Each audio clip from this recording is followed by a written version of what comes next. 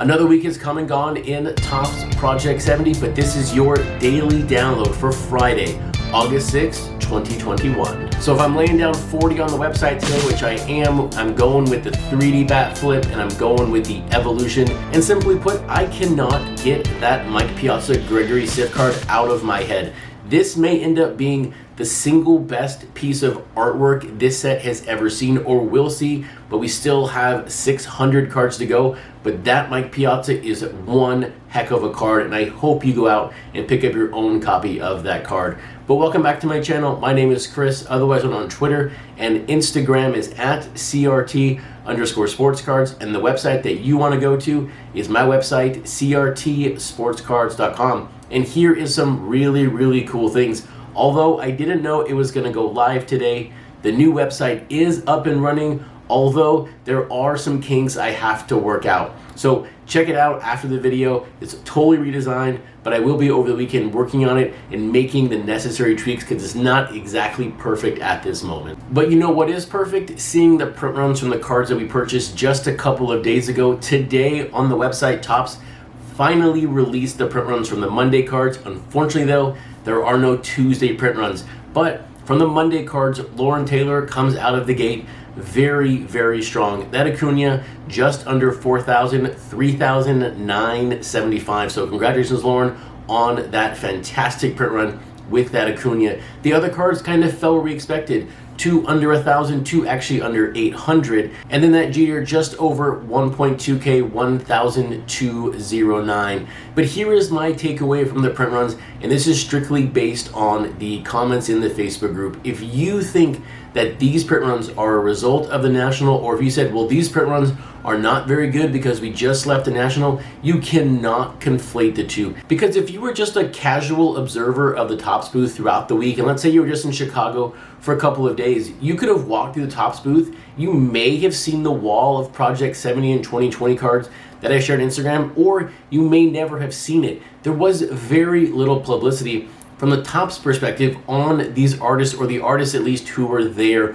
presenting or at least at other booths. So there was no sort of synergy between Topps and the artists for Project 70. And that's because, in my opinion, right now, card art, our genre, the genre that we love so very much, still operates outside of the main bubble of the hobby. There are inroads here and there for regular hobby cards and these art cards, but it's not there just yet. So you cannot look at the National and go, well, all of these cards now should be over 1,500 or over 2,000. That connection just does not exist. I also, though, hope you've checked out my Monday video. I further expand on my thoughts around card art at the National. If you have not, check out my Monday night video. But you know where there is synergy? It is with no hat cards in Project 70. And you're like right now, oh my gosh, here he goes again, talking about no hat cards. But no, I actually have the numbers here, and it proves right here that it pays to deliver no hat cards in this set. So I took a look at the print run starting at card number 300. Now I did remove the Fernando Tatis by Alex Pardee. To me, that's an outlier. That kind of throws all the numbers off just because it's at 22,000. But when you take a look at the average print run from 300 to 425, subtracting the Tatis, the average print run is 1,752. But now when you take a look at the 8 no hat cards since card 300, that average print run is 1,904. So if you want to sell more cards out there, what should you do? You should deliver us no hat cards going forward. And you know what, today in Project 70, to end the week, there are 2 brand new no hat cards for us to collect. But now let's be real here, 8 versus 124 is not exactly a fair comparison, but the math works in my favor, so we're gonna go with it. But today we have Mookie Betts, the 3rd time we've seen him this week, from Quicks. We have Jazz Chisholm from Keith Shore. We also have Sammy Sosa from Distorted. And we have Cal Ripken from Brittany Palmer. And so while we're on the topic of that Ripken, let's go and cover it right now. This is the 6th time we've seen Cal Ripken in the set. This is also the 8th time we've seen a card use 1961 Topps.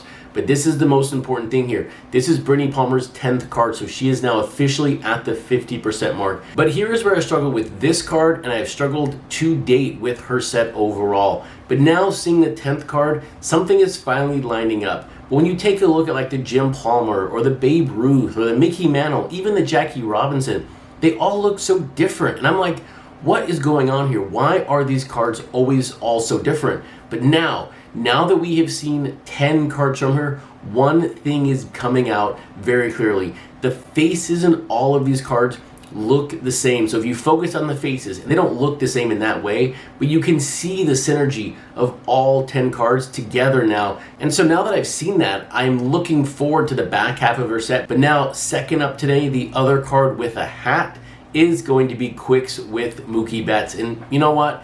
This is the third Mookie Betts for the week. I'm kind of tired of talking about Mookie Betts. We have Salt Bay here on the card. I'm kind of confused as to why Quicks doesn't have anything on Instagram about this card. If he does, I have clearly missed it. But he's been riding quite the wave here recently in Project 70, so we'll see if fans respond to this card or if they're going to pass it up, because it is the third Mookie Betts in 5 days. But now to the card that has so much going on, and that I of all people missed the fact until Ron Bartlett mentioned it on Twitter today, that Jazz Chisholm from Keith Shore does not have a hat on. This is an amazing card because I don't have a clue what's going on with it. There is like hair coloring, there's the Jazz Panic, he's laying on top of it. You know, if I was not collecting no hats, this would be an easy pass. I can also see fans of Keith Shore. I can see this card being so out there, so crazy, it sells 4,000. We will see how it goes, but for me, it's cool because there's no hat, but other than that, I don't really know. But what I do know, though, is that right now in the Hall of Fame, there are no players with blue hair, so Keith Shore is making quite of a bold prediction here with that card, so we'll see how it turns out in the next 20 to 25 years.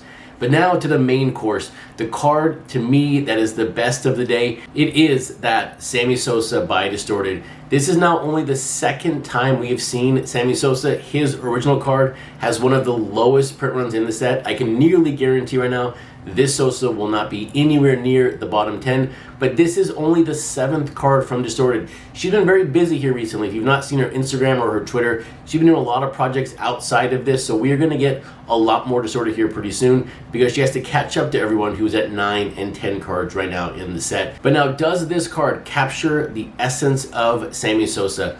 I think it does, and I think it does for two different reasons. Number one, that video she released celebrating the card I think was absolutely perfect, but I love the fact that what's on the card is his go-to celebration move when he crossed home plate after a home run. The only thing that's needed in this card, in my opinion, would have been a hop variation, because there is no hop in baseball that is more synonymous with a player than with Sammy Sosa. But we're not going to get a hop variation. We're going to get the no hat, kiss to the mouth, home run celebration of Sosa, and for me, it is a absolutely perfect way to end the week in Project 70. And now I hope everyone out there has a fantastic weekend. Go out there, do not forget to buy your cards on the Topps.com website, and also check out the new redesigned website. I really hope it enhances the user experience, because that was the ultimate mission of the upgrade to CRT Sportscards.com.